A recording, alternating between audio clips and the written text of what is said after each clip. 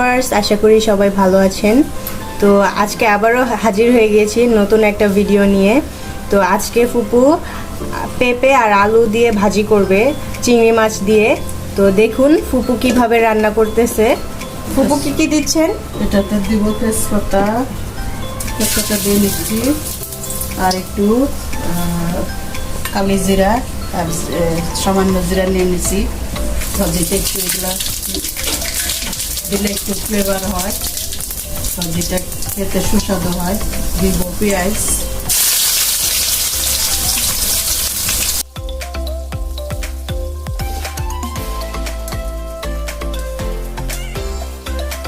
পরিমাণ মতো লবণ দিয়ে নেব, সামান্য হলুদ দিয়ে নেব,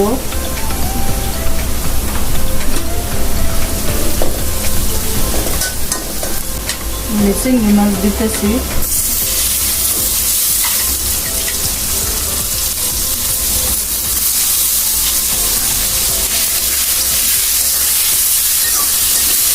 এটার সাথে আলুর সাথে চিংড়ি মাছ দিয়ে ভাজি করলে ভাত দিয়ে খেতে অনেক মজা, বাচ্চারা পছন্দ করে। কাঁচামরিচগুলো আমি চেপে রেখেছিলাম ব্লেন্ডারে।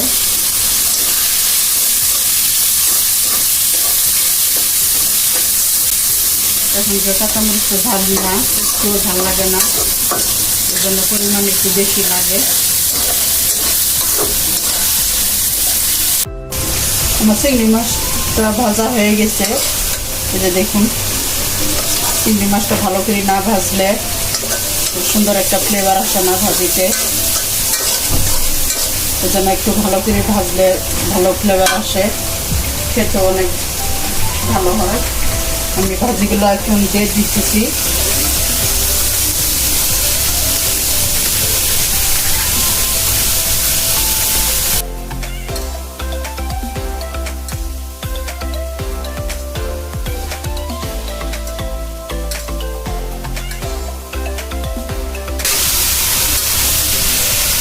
এভাবে সকালে ভাজি থাকলে তো সকালে যারা ভাতটা খেতে চায় তাদের দিয়ে যায়, ভাজির সাথে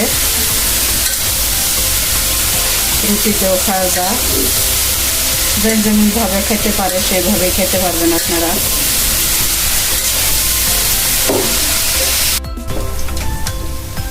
এই যে আমার ভাজিটা এখন একটু আমি আগুনটা কমায় রাখছি যাতে ভাজিটা সিদ্ধ হয় ভালো মতো।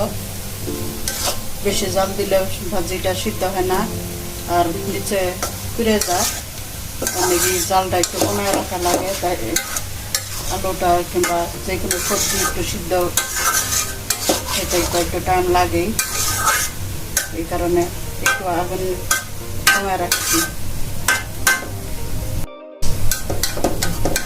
5 মিনিট আর চুলায় রাখবো। আমার ভাজিটা হয়ে গেছে, এই যে দেখুন এরকম করে নামাবেন আপনারা। এত বেশি ভাজা ভাজা করতে যাবেন না, তার কারণ এই ভাজিটা আপনারা রুটি ভাত দিয়ে খেতে পারবেন। এত বেশি ভাজা ভাজা করলে ভাজিটা ভালো হয় না, এটাই সবচেয়ে বেটার। আর এই ভাজিটা সবাই করতে পারবে, যেমন বেচারা ছেলে মেয়ে থাকে অনেক, হয়তো তরকারি মরকারি রান্না করতে পারে না, সহজভাবে এরকম করে আলু টালু ভাজি সবজি ভাজি করতে পারবে। ওদের জন্য আরো সহজ হয়ে গেল। এইভাবে ওরা সহজেই তৈরি করতে পারবে। আমি এখন ভাজিটা নামাবো।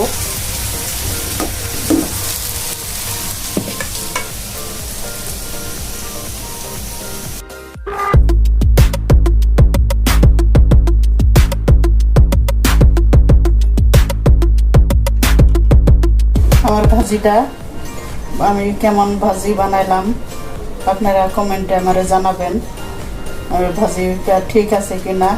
আমি কালি জিরা তেজপাতা জিরা দিছি, আপনারা চাইলে নাও দিতে পারেন, যে যেমন খাইতে পারেন। তবে ভাজিতে কালি জিরাটা তেজপাতা এগুলা দিলে ভাজি ফ্লেভারটা বাড়ে, এই কারণে ভাজির মধ্যে দেয়া লাগে। আপনারা চাইলে দিবেন না, আর কেমন হলো আমার জানাবেন কমেন্টে। আর এইভাবে তৈরি করুন, এই করে খেয়ে দেখবেন কেমন লাগে। লাইক করবেন আর সাবস্ক্রাইব করবেন। ভালো থাকবেন। আল্লাহ হাফেজ।